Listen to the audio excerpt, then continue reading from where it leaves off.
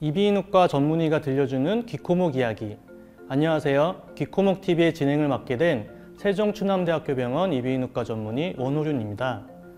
오늘 저와 함께 이야기를 나눌 두 분의 교수님이 나와 계신데요. 각자 자기소개 부탁드립니다. 네, 안녕하십니까. 저는 인하대학교 병원 이비인후과 최정석 교수입니다. 네, 안녕하세요. 저는 노원을지대학교 병원 이비인후과 정아라 교수입니다. 네, 나와주셔서 감사합니다. 제가 지난주에 가족들과 외출을 했는데 가까운 건물이 잘 안 보일 정도로 시야가 뿌옇더라고요. 미세먼지가 좀 있네 라고 생각했는데 마스크를 꼈는데도 눈물이 나고 모관도 칼칼해서 일기예보를 확인해 보니 황사, 미세먼지, 초미세먼지 모두 매우 나쁨 수준이어서 놀랐던 기억이 납니다. 네, 맞아요. 언젠가부터 외출 전에 미세먼지 농도를 체크하는 것이 일상이 된 것 같아요. 게다가 저희가 이비인후과 의사다 보니까 특히 더 미세먼지에 대해서 이렇게 민감하게 더 반응하는 것 같습니다. 최근에 미세먼지 때문에 목이 아프다고 병원을 찾는 분들도 많기 때문입니다. 네. 예, 맞습니다. 그래서 준비한 오늘의 주제가 바로 미세먼지와 목 관리인데요. 최정석, 정아라 교수님과 함께 미세먼지가 목에 미치는 영향과 미세먼지에 대한 목 관리법에 대해 조금 더 자세히 알아보도록 하겠습니다.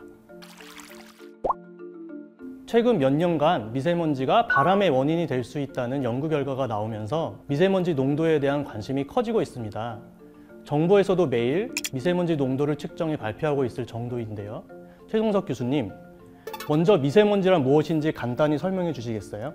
그 미세먼지란 대기 중에 떠다니는 그런 어떤 입자 중에서 흡입이 가능한 그 입자를 의미합니다. 미세먼지는 미세먼지와 초미세먼지 이렇게 둘로 나눌 수가 있는데 그 기준이 바로 먼지의 크기입니다. 그 먼지 입자의 지름이 10 마이크로미터, 100만 분의 1 이하인 먼지를 영어의 약자를 따서 PM10 이렇게 부르고요. 이걸 이제 미세먼지라고 합니다. 또한 그 입자의 지름이 2.5 마이크로미터 이하인 먼지를 PM2.5라고 지칭하고 이를 초미세먼지라고 부릅니다.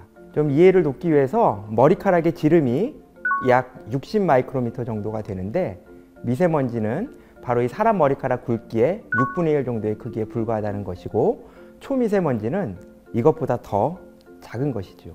예, 머리카락보다 작은 미세먼지라면 눈에 보이지도 않을 텐데 가까운 건물이 보이지 않을 정도로 미세먼지가 많다면 아무래도 건강에 매우 안 좋을 것 같은데요. 정아라 교수님, 미세먼지가 건강에 어떤 영향을 주는지 설명해 주시겠어요? 네, 그 세계보건기구 산하의 국제암연구소에서 2013년에 미세먼지를 인간에게 암을 일으키는 것으로 확인된 1군 발암물질로 분류를 했는데요. 또한 국제의학 학술지인 란셋의 보고의 논문에 따르면 미세먼지는 고혈압, 흡연, 당뇨, 비만, 다음으로 손꼽히는 사망 위험 요인 중 하나인데 미세먼지에 노출이 되면 심장, 폐 관련 질환 등을 발생시키거나 악화시킬 수 있으며 결과적으로 사망 증가에 영향을 줄 수 있다고 합니다. 단기적으로는 천식 발작, 급성 기관지염, 부정맥과 같은 증상을 악화시키고 미세먼지 농도가 높은 곳에서 오래 노출될 경우에는 심혈관 질환이나 호흡기 질환, 폐암 발생의 위험이 증가합니다. 또한 미세먼지가 이제 몸 안으로 들어오면 여러 장기에 활성 산소를 공급해서 세포 노화와 염증 반응을 촉진해 조직 손상을 가져오는데요. 이렇듯 미세먼지는 단순히 호흡기에만 영향을 주는 것이 아니라 혈류를 따라 각종 여러 장기에도 영향을 미칠 수 있습니다. 네, 정아라 교수님 말씀처럼 미세먼지는 호흡기뿐만 아니라 전신에 양영향을 끼치는데요. 저희는 이비인후과 전문의이기 때문에 미세먼지가 목에 특히 어떤 영향을 주는지에 대해 조금 더 자세히 알아보겠습니다. 최정석 교수님, 그 미세먼지와 목이 얼마나 관련이 높은가요? 미세먼지에는 그 중금속 등과 같은 오염물질이 있을 수 있고 이러한 오염물질이 기도 안으로 들어가면서 성대와 후두에 염증을 일으킬 수 있습니다. 또한 미세먼지로 인한 기도의 자극으로 기침이나 재채기를 이제 자주 하게 되는 경우가 있는데 이런 경우에는 성대의 점막이 과도하게 부딪히게 돼서 성대 부종이 발생할 가능성이 있는데요.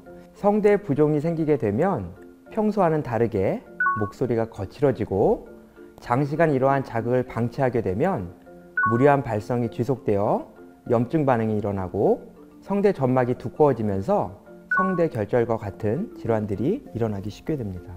미세먼지가 호흡을 하는 것에 영향을 준다는 것은 이미 다들 알고 계시겠지만 미세먼지 때문에 목소리에도 변화가 생긴다는 사실은 아무래도 시청자분들에게는 낯설게 다가올 것 같습니다. 이 부분에 대해서 정아래 교수님께서 조금 더 보충 설명해 주시겠습니까? 그 목소리는 이제 폐에서 이제 호흡을 통해서 에너지를 생성을 하고 이 에너지가 이제 기도를 통해서 후두 안에 존재하는 성대로 전달이 되는데요. 이 성대가 이제 진동을 하면서 1차적으로 목소리가 만들어지고 이후에 이 성대 위에 위치한 이제 성도의 공명에 의해서 그 사람의 어떤 특징적으로 가지고 있는 목소리가 만들어집니다. 따라서 미세먼지가 들어오는 곳이 목소리를 내는 성도, 후두, 또 성대, 기도, 폐 이런 모든 부분에 영향을 줄 수 있기 때문에 목소리에도 당연히 영향을 줄 수 있습니다. 네, 그렇군요. 그 목소리는 숨쉬는 길의 통로인 후두에 성대부에서 만들어지니까 아무래도 미세먼지의 직접적인 영향을 받게 됩니다. 그래서 미세먼지 농도가 높은 날에는 목이 따끔거리고 목소리에도 변화가 일어나곤 하는데요. 이 영상을 보고 계시는 분들께서 이런 의문을 가질 것 같아요. 오염물질이 가득한 흡연과 같은 그런 것들도 목소리에 변화를 줄까라고요. 최정석 교수님 어떻게 생각하세요? 그 성대의 점막을 붓게 만드는 가장 흔한 원인이 바로 흡연입니다. 흡연을 하게 되면 담배의 연기가 입을 통해 흡수되고 그 흡입된 연기에는 니코틴, 타르 등을 포함한 유해한 성분들이 후두의 점막과 폐로 직접 들어오게 되어 점막을 자극하게 됩니다. 또한 입을 통해 들어오는 공기는 코에서 들어온 공기에 비해 정화 기능과 수변 기능이 떨어지기 때문에 상대적으로 건조한 공기가 들어오게 되고 이는 성대 점막에 존재하는 점액을 건조시켜 성대 점막이 손상되기 쉬운 조건을 만들게 됩니다. 성대는 남녀에 따라 차이가 있지만 초당 약 100회 이상의 진동을 하는 만큼 마찰에 매우 민감한 조직인데 점액이 건조해지게 되면 마찰에 매우 취약한 상태가 되는 겁니다. 뿐만 아니라 흡연 후에는 가래에 니코틴이 흡수되게 되는데 이러한 가래를 삼키게 되면 위 속으로 니코틴이 들어가서 위산 분비를 자극해 위식도 역류를 일으키게 됩니다. 이렇게 역류된 위산이 후두를 직접 자극하게 되면 후두의 점막이 붓는 역류성 인후두염의 증상이 나타나고 이것 또한 성대 손상에 영향을 주게 되겠죠. 흡연은 성대뿐만 아니라 기대 수명에도 영향을 준다고 알려져 있습니다. 세계보건기구에는 한 해에 미세먼지로 인해 기대 수명보다 일찍 사망하는 사람이 700만 명에 이른다고 발표한 바가 있습니다. 또한 미국의 한 연구소는 대기오염으로 전 세계 인구 1인당 1.8년의 기대 수명이 단축된다고 발표했는데 이것은 1.6년 수명이 단축되는 흡연과 11개월 수명이 단축되는 음주에 비해 영향이 큰 것으로 분석할 수가 있습니다. 네, 미세먼지로 일찍 사망하는 사람이 한 해 700만 명이나 된다니 미세먼지의 위험성을 다시 한번 알게 됐습니다. 여기서 또 하나 질문이 있는데요. 제 주변에 예전에는 괜찮았는데 나이가 들고 나서 목소리가 더 자주 쉬고 목소리 내기가 힘들다고 하는 분이 계세요. 특히 미세먼지의 농도가 높은 날에는 더욱 심해진다고 하시고요. 혹시 이러한 현상이 노화로 인한 자연스러운 변화인지 아니면 흡연이나 미세먼지의 과다한 노출에 따른 영향인지 궁금한데요. 정아라 교수님, 이 궁금증을 해결해 주시겠어요? 그 노년에 접어들면서 목소리가 변하는 이유 중 하나는 이제 고령의 연령대에서 이제 후두암이나 신경장애와 같은 질병의 빈도가 증가하기 때문일 수도 있지만 일단 가장 흔한 음성 변화의 원인은 이제 후두의 노화 현상 때문입니다. 노년이 되면 후두의 공명이 변하고 음성이 가늘어지고 성대 근육량도 줄어들며 지방 변성이 일어나면서 목소리를 낼 때 성대 사이에 이제 틈이 생기는데요. 이러한 그 성대의 탄성이 줄고 또 점막도 얇아지고 후두의 점액 생성도 감소해서 성대가 진동할 때 마찰이 커집니다. 게다가 이제 노인의 경우는 폐 기능도 쉽게 악화될 수가 있기 때문에 목소리를 내는 에너지의 악화로 목소리가 변할 수 있는데요. 결과적으로는 성량이 떨어지고 발성 지속 시간이 짧아지며 음역이 제한될 수밖에 없겠죠. 목소리의 건강에 대해 평상시에 간과하는 경우가 많은데 평상시에 지속적인 관리와 유지가 필요하겠군요. 교수님의 설명 덕분에 목소리의 중요성을 다시금 한 번 더 느끼게 되었습니다. 그럼 여기서 중요한 질문을 드리겠습니다. 이러한 미세먼지나 흡연 등에 의해 발생한 목소리의 변화는 과연 회복이 가능한지 최정석 교수님께서 답변 부탁드리겠습니다. 폐와 기도, 후두 등 숨을 쉬는 점막에는 그 섬모라 불리는 미세한 솜털이 있습니다. 이 섬모는 스스로 움직임을 만들어내서 점막의 불순물을 제거하는 역할을 하게 되는데, 이 흡연을 하게 되면 그 섬모가 손상이 돼서 기도 내 이물질이 쌓이게 됩니다. 하지만 다시 금연을 하게 되면 섬모의 기능이 되살아나면서 다시 불순물을 제거하는 역할을 수행할 수 있기 때문에 점막의 상태는 개선되고 성대의 점막 역시 회복이 가능하므로 목소리 역시 좋아질 수 있습니다. 또한 흡연으로 부어있던 성대의 점막도 금연을 함으로써 붓기가 빠지게 되면서 목소리가 좋아지게 되면서 회복이 될 수가 있죠. 점막을 자극했던 그 미세먼지의 성분들도 그 미세먼지의 노출을 없애거나 줄이게 되면 섬모에 청소가 되기 때문에 몸 밖으로 배출되게 되어 결국에는 점막의 상태도 좋아지게 되고 목소리도 회복될 수 있게 됩니다. 이처럼 목에 안 좋은 영향을 주는 미세먼지, 물론 병의 치료도 중요하겠지만 미세먼지와 관련된 예방이 무엇보다도 중요하고 또 우선시 되어야 할 것 같은데요. 정아라 교수님, 미세먼지 예방에 위한 좋은 방법에는 무엇이 있을까요? 네, 당연히 마스크가 가장 기본적인 예방 수단이겠죠. 모든 마스크가 유용한 것은 아니고요. 의약외품으로 허가받은 보건용 마스크는 미세 입자를 걸러내는 기능을 가지고 있어서 일상생활에서 미세먼지로부터 몸을 보호하기 위해서는 보건용 마스크를 착용하는 것이 좋습니다.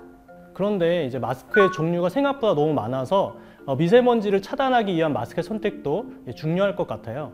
최정석 교수님, 효과적인 마스크 선택 방법 알려주시길 바랍니다. 네, 허가된 보건용 마스크 포장에는 입자 차단 성능을 나타내는 KF80, KF94, KF99 등과 같은 표시가 있는데, KF 문자 뒤에 붙은 숫자가 클수록 미세 입자의 차단 효과가 더 크지만 숨쉬기 어렵거나 불편할 수 있기 때문에 적당한 제품을 선택하는 것이 바람직합니다.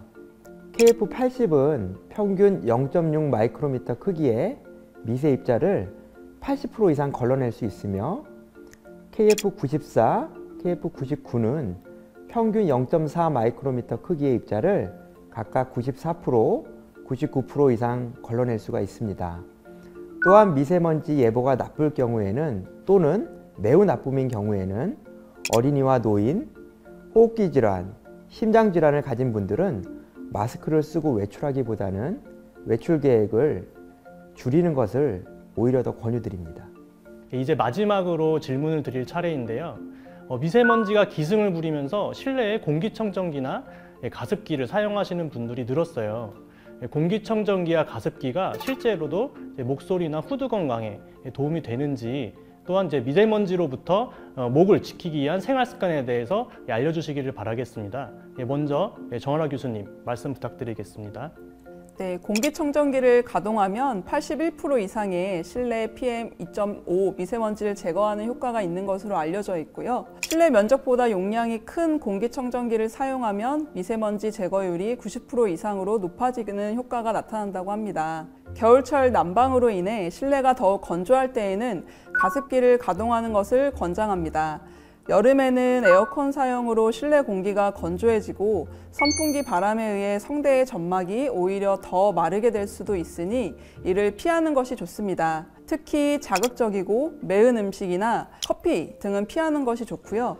바람이 불거나 추운 야외 활동을 할 때에는 성대의 건조를 막기 위해서 마스크를 착용하시기 바랍니다. 마지막으로 종합감기약에 포함되어 있는 항히스타민제, 일부 고혈압약 및 신경안정제에는 성대의 점액 분비 기능을 억제해서 성대를 건조하게 만들기 때문에 복용 시에는 주의가 필요합니다. 최정석 교수님도 마지막으로 할 말씀 부탁드리겠습니다. 그 목소리 건강을 위해서 가장 먼저 할 일은 항상 물을 마시는 것입니다. 권장하기에는 하루에 2리터 정도의 물을 조금씩 나눠 마셔주는 것이 성대 점막을 촉촉하게 유지하는 데 큰 도움이 됩니다. 피해야 할 음식은 첫 번째로 술인데요. 술은 탈수를 유도하고 성대 점막을 마르게 하고 유식도 역류를 유발합니다. 두 번째로 피해야 할 음식은 치킨, 햄버거, 피자 등과 같은 기름진 음식입니다. 이런 기름진 음식 역시 음주 흡연과 함께 위산의 역류를 유발시켜 후두와 성대를 붓게 만듭니다. 세 번째는 카페인이 들어있는 음식인데요. 카페인은 위장과 식도를 느슨하게 만들기 때문에 위산이 잘 역류하게 하고, 점액질을 많이 만들어 성대 주변에 가래 생성을 늘리기 때문에 목을 불편하게 합니다. 마지막으로 초콜릿과 유제품은 성대 점막의 점도를 높여 건조를 유발하기 때문에 이 또한 주의해야 합니다. 오늘은 미세먼지와 목 관리를 주제로 전문가 두 분을 모시고 자세한 설명을 들었습니다. 교수님들께서 알려주신 꿀팁과 함께라면 미세먼지도 슬기롭게 예방할 수 있을 것 같은데요. 귀코목 TV 시청자분들을 위해서 오늘 애써주신 최정석, 정아라 교수님께 다시 한번 감사드립니다.